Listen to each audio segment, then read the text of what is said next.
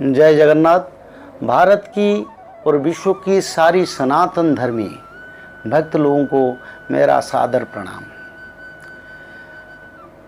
नमस्ते अच्युतानंदं, नमस्ते जगन्नाथाय,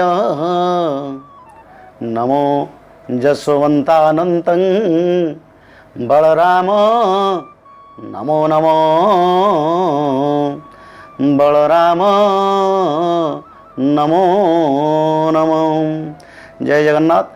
पिछले एपिसोड में हमने आलोचना किए थे जैसे कि जब बड़ा भूकंप होगा पृथ्वी 3 बार कंपेगा, 3 बार कंपलिंग और कंपन आएगा, 3 बार आएगा, 1 बार, 2 बार और तीसरे बार इसमें सूर्य देवता पश्चिम दिग पर उदय होंगे और पूर्व दिग पर अस्त होंगे। तो ये जो परिवर्तन होगा, इसकी परिवर्तन ये नियति का वाणी है। जब ये कलियुग के चलता है, कलियुग में क्या नाम चलता है? हरे राम राम राम हरे हरे, हरे कृष्ण कृष्ण कृष्ण हरे हरे। ये कलियुग का महामंत्र जो भगवान के अवतार भगवान चैतन्य महाप्रभु ने सारा भक्त लोगों को, विश्व को बांटा था। पर कलियुग जब चल जाएगा, ये सत्य युग आएगा, सूर्य तो पश्चिम दिग में उदय होंगे, नाम भी परिवर्तन होगा। ये नाम क्या रहेगा? ये नाम उलट जपा जाएगा। जैसे कि राम हरे राम था, उसको कलियुग का बाद जो अनंत युग आएगा, जो भक्त युग, आद्य सत्य युग, जो संगम युग आएगा, उसमें महामंत्र क्या रहेगा? राम हरे कृष्ण हरे, राम हरे कृष्ण हरे, राम हरे कृष्ण हरे, अनंत माधव हरे हरे। तो अनंत यानी प्रभु, अनंत कोटि ब्रह्मांड का प्रभु, और माधव तो कृष्ण जी स्वयं भगवान का नाम। तो ये मिला के ये नाम रहेगा, और राम हरे कृष्ण हरे ये भजन लोग करेंगे, क्योंकि युग परिवर्तन के साथ वाणी और युग का मंत्र भी परिवर्तन होगा। और क्या होगा? जो समुद्र हम दिख रहे हैं वो सारे समुद्र की पानी मीठा बन जाएगा, क्योंकि ये स्वर्गपुर का जो सुख है, स्वर्गपुर में जिस नदी समुद्र है वो सब मीठा पानी आता है। तो जब स्वर्गपुर मर्त्य को आएगा तो स्वर्ग की सारे सुविधाएं, सुख सुविधा मनुष्य के पास रहेगा। किसी को रोग व्याधि नहीं रहेगा, कोई डॉक्टर मेडिकल नहीं रहेगा, और पानी जो समुद्र की पानी मानव समाज की उपयोग के लिए, कृषि कार्य के लिए भी उपयोग हो सकता है, इसलिए समुद्र की पानी मीठा हो जाएगा। और सूर्य पश्चिम दिग में उदय होंगे, मनुष्य के आचार विचार व्यवहार कर्म ये सब बदल जाएगा। और क्या होगा?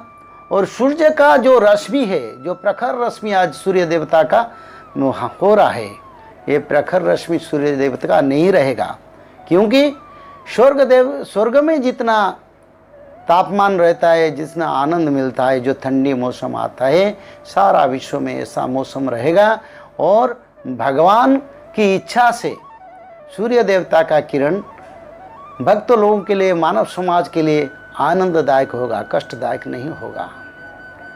और चंद्र देव का जो किरण है, जो रश्मि है, वो ज़्यादा फैलेगा, ज़्यादा उज्जवल बन जाएगा, ज़्यादा आलोक प्रदान करेंगे चंद्रदेव। क्यों न? जो नया सूर्य, वो नया चंद्र को भगवान खुद स्थापन करेंगे कक्ष पथ पर, और उनको स्थापन करने के बाद सूर्य देवता का किरण, जो आज जो गर्मी हो रहा है, जिसकी वजह से रोग बीमारी और सूखा, बहुत कुछ समाज में परिवर्तन आता है, टर्नाडो होता है, ये बहुत कुछ होता है, पर सूर्य रश्मि शीतल बन जाएगा और मनुष्य समाज को सुख शांति देगा। कोई एयर कंडीशन का ज़रूरत नहीं पड़ेगा, कोई फैन का ज़रूरत नहीं पड़ेगा, क्योंकि उसी हिसाब से प्रकृति और पंचभूत नियंत्रण में रहेंगे, और सत्य के नियंत्रण में मानव समाज को सुखदाता होता है, तो सुखदाता होंगे। और चंद्रदेव का जो रश्मि है, जैसे कि हम दिन में इलेक्ट्रिक दिन में हम सूर्य रश्मि से इधर उधर घूमते हैं, कहीं जा सकते हैं, हमको आलोक का ज़रूरत नहीं पड़ता, लाइट का ज़रूरत नहीं पड़ता है। उसी हिसाब से चंद्रदेव का रश्मि इतना उज्जवल होगा, पर शीतल होगा, पर उज्जवल होगा। तो दिन में जैसे हम कार्य करते हैं, रात में भी ऐसे काम कार्य करेंगे। कोई इलेक्ट्रिक लाइट, कोई स्ट्रीट लाइट, कोई लाइट का ज़रूरत नहीं पड़ेगा, क्योंकि वो सत्ययुग का प्रभाव है। तो इंसान और मनुष्य समाज के लिए पॉल्यूशन नहीं रहेगा। और क्या होगा, ये जब चंद्रदेव सूर्यदेव का जो रश्मि परिवर्तन होने के बाद क्या होगा, जो कृषि कार्य जो होगा वो कृषि कार्य बहुत अच्छा कृषि होगा। 1 महीने में एक जमीन में गेहूं या धान उगल सकता है। 1 महीने में धान और गेहूं प्रोडक्शन हो सकता है। अभी 4 महीने लगता है, 3 महीने लगता है, 6 महीने लगता है, पर 1 महीने में प्रोडक्शन होगा। और जितना चाहे ज़रूरत है मानव समाज का, उससे कहीं ज़्यादा प्रोडक्शन होगा। दिन में बारिश नहीं होगा, क्योंकि सत्ययुग का प्रभाव। दिन में बारिश नहीं होगा, रात को बारिश होगा। और भक्त लोग का आनंद में अपने सोने के बाद और सुबह जब उठेंगे तब बारिश नहीं रहेगा। कृषि कार्य करने के लिए कोई बाधा नहीं आएगा। राज कार्य और देव कार्य, किसी भी कार्य करने के लिए मनुष्य को छतरी लेके जाना नहीं पड़ेगा। बारिश दिन में कभी नहीं होगा, जब भी होगा तो रात में होगा, क्योंकि ये प्रजा हित में शासन होगा और राम राज्य होगा। तो ऐसे समाज में कितने कई परिवर्तन हो सकता है। जब सत्ययुग आएगा तब इंसान में कोई रोग बीमारी नहीं रहेगा। तो महापुरुष अच्युतानंद ने इसके बारे में लिखे हैं, आद्य सत्ययुग प्रकाश होइब कली काल घुंची जीव।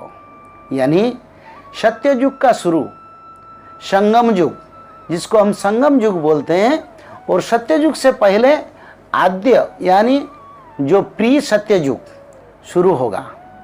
उस युग को हमारा मालिका शास्त्र के हिसाब से अनंत युग बोलते हैं। और अनंत युग जो आता है, उसी युग में क्या होगा, बीमारी के बारे में महापुरुष अच्युतानंद ने लिखे, आद्य सत्ययुग प्रकाश होइब कली काल घुंची जीव। खाइले बोहिले न सरिब भाई अक्षय अवय भंडार। यानी जब आद्य सत्ययुग शुरू होगा कली, तब ये समाज से विश्व से दूर हो जाएगा।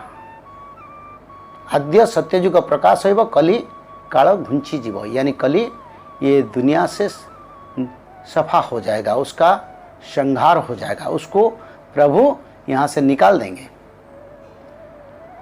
और इतना प्रोडक्शन होगा, खाने पीने रहने और पहनने के लिए किसी लोग को किसी का जरूरत नहीं पड़ेगा। सभी विश्व में स्वर्ण मुद्रा का फिर प्रचलन होगा। और सभी भक्त लोगों पाट मठा, जो कॉस्टली ड्रेसेस है, जो हमारा पुरान प्राचीन परंपरा में पहन रहे थे, सभी लोग, गरीब लोग तो नहीं पहन सकता आज, पर उस युग में कोई गरीब नहीं रहेगा, कोई धनी नहीं रहेगा। सभी लोगों का समान अधिकार होगा, सभी लोगों को समान खाना मिलेगा, सभी लोगों को समान वस्त्र मिलेगा, और सभी लोगों को समान जो आभूषण है वो भी मिलेगा। किसी का कोई कमी नहीं होगा। किसी का मन में छंद कपट छिद्र और असत्य अन्याय व्यभिचार परस्त्री कातरता ये सब कुछ नहीं रहेगा। सब लोग एक ही रास्ता में रहेंगे, सभी लोगों को प्यार करेंगे और संसार में शांति फैलेगा, परिवार में शांति फैलेगा। तो खाने पीने में बहुत बदलाव आएगा। लोगों को कोई अभाव का जरूरत नहीं होगा। पानी विशुद्ध हो जाएगा। हर गांव में छोटे छोटी नदी बह जाएंगे, जिसका पानी को उपयोग करके इंसान बचेगा। और दिन में रात में इलेक्ट्रिक का ज़रूरत नहीं होगा, एयर कंडीशन का कोई ज़रूरत नहीं होगा, कोई गर्मी नहीं होगा। और इतना अच्छा जलवायु, इतना अच्छा परिवेश सृष्टि होगा जिसमें मनुष्य को कोई रोग नहीं आएगा।